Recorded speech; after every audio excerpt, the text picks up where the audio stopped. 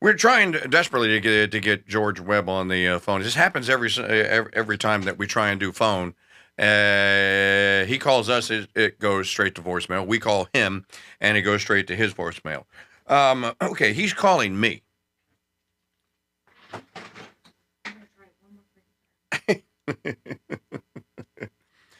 Okay, George, you're on speaker.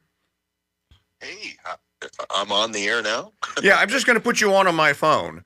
But we're trying to call you, and it's going to your voicemail. You're trying to call me, and you're going to voicemail. So the demons are doing a really good job. This is the NSA and the CIA at work trying to keep you off air. I think so. This is crazy. Normally I call right in. So, well, we'll get right into the news then, I guess, huh? Well, no, I could just have you on speakerphone, and we'll just do it like this. Okay, great. You see, the audience is really excited because they're going like, now that's really live talk radio, KingDude. Well, yeah, and, here in Michigan, going all over the state, going to Kalamazoo yesterday, going to Lansing, the state capital, going to all these places where all these clandestine meetings are happening, right? We got Gretchen Whitmer, who's the witch of Michigan, right? She's meeting with CALMala in Kalamazoo. They're having a beer to show how they all are like guys, and then Hillary's in Detroit. And then we've got all the folks over in Grand Rapids with, Eric Prince and Blackwater. So we really had it all yesterday. Yesterday was a fun day. Now tell me what it is that you're doing to, because I see you're all over the map on this post of yours this morning. And I'm looking at the post going there, okay, I need to understand. Are you guys proposing like you're going to go place citizen journalists with their phones and video cameras to record outside the Cobo Center, for example, and just be staked out going like, you're not going to get away with it. If you try to ship a truck in here this year, we're going to get named, photo ID, license plate, we're going to get size and make of the tire in the car. Is that what's going on? Well, we're going to do a lot of stuff before the election. I'm not talking about being at the TCF Center before the polls close, but after the polls close, the Cobo Arena. If you remember if Trump won 3,100 counties, Hillary won 80, something like that. So the vote shenanigans are going to happen at those 80 big cities, right? And the major voting centers in those 80 counties are where the shenanigans are going to happen. This happened in 2020 with this TCF Center. Remember, we all went to bed at 3:00. Trump was expanding the lead, and then it went away. So what we really want to do is stop the after-election voting. So we're not trying to intimidate voters or anything like that. Really trying to stop the buses that are coming in on Wednesday, the Thursday buses, the Friday buses. And if you remember the argument that was made by Mark Elias of Perkins Coie, which is the DNC law firm, who I've gone to battle with in court over the Podesta Group, and the Podesta Group folded. But that's another story. But Mark Elias is the one who wanted to keep the polling centers open because he said the voters didn't understand that was the last day that they could vote. Right. And so let's keep the voting open for Wednesday, Thursday, Friday. And then they basically kept the voting open and unloaded the buses. We were there at the bus stations. They were unloading the buses until they had enough votes so that they could win Michigan. And that's what happened in Michigan. So I don't know if that's what's happening in other states. We have people in Pittsburgh watching the Pittsburgh polls, but this is the idea of citizen journalism. We're not trying to intimidate anybody. You remember the Greg Phillips thing that and Dinesh D'Souza did the 2,000 mules or 1,000 mules, where they were filming before the election. And then that got into charges of voter intimidation.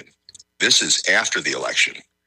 We're filming after the election, and the bus is unloading folks and saying, hey, what's going on here? The election's over, and we're busing in people from other states to vote. So I love the title of the Substack today. Crossover Cash beats Russian sniper girls on the campaign trail. You always got to throw the Russian sniper girls in. Remember, before Elon started giving $1 million out to all the participants who would sign this petition, the petition isn't a promise to vote either. It's saying you support the First Amendment or the Second Amendment. it's not party affiliated, and he doesn't tie it to voting. So therefore, it's not payment to vote. But before we had the $1 million a day lotto, $1 million a day winners that Elon's giving out in all the swing states, $100 to sign up his petition in Pennsylvania right now, and then $1 million chance to win that night, at the Elon event. But before that, we only had sniper girls. We only had Russian sniper girls coming in, and you could get your picture taken with a sniper girl. That's all we had before this. There's some interesting stats that are coming out. George Webb, citizen journalist, investigative journalist at Real George Webb 1 at x.com, and george.webb.substack.com on the Dude Maker, where he's actually on my phone. It's the only way. Look, we're willing to get Webb any way we can. So this is what we have to do. Is what we have to do. You post some interesting stats. We're seeing stats that are similar coming in Wisconsin and Arizona. Turning Point USA or Turning Point Action is keeping track of the early voting, and right now a historic rout is occurring.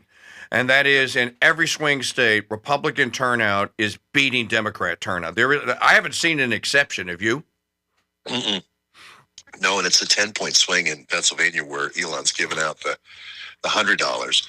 So Elon's really having a big impact here in the swing states. He's going to voters. He's reactivating voters who just, are kind of discouraged voters or whatever, and getting them out. And we even had a tax collector win one of the $1 million things. It's like, oh my God, can we nullify that?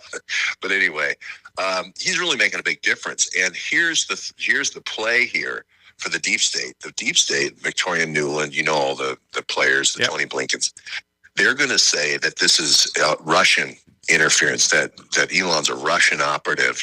Elon had some deals with SpaceX way back when he was trying to get a rocket for SpaceX. He ended up going with a TRW rocket, but he was talking to the Russians for a while. He's talking to the Russians because they have 11 time zones. Starlink needs terrestrial uplinks as the, satellites go around the world to do Starlink. So they're saying, he's in contact with Putin, and this $1 million a day isn't coming from Elon and his $130 billion cash stash. It's coming from Putin. So they're going to challenge this election. We don't know if they could even render, I know, Mike, this sounds crazy, but they could even kidnap, abduct Elon at some point along the way as a Russian spy. I said this on the show today.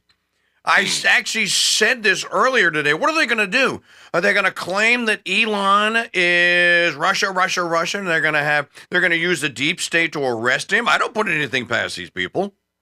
Fiona Hill, you remember Fiona Hill? She was the one who was, stealing stuff off the Resolute desk in Trump's Oval Office. I mean, when you're willing to go that far to steal stuff off the president's desk, you're basically a spy to push Russia. You saw her in the impeachments, her testimony. She's back out saying this new version of Russia, which is Musk Russia. And so I don't put it past them. And the thing is about abducting Trump at this point, they really missed their last opportunity here in Michigan and Novi, where they had a lot of the Russian girls in the past, a lot of the Russian men as well, but a lot of the operatives that Paul Whelan brought into the country, they missed it. That's it. We're sort of done with abducting Trump.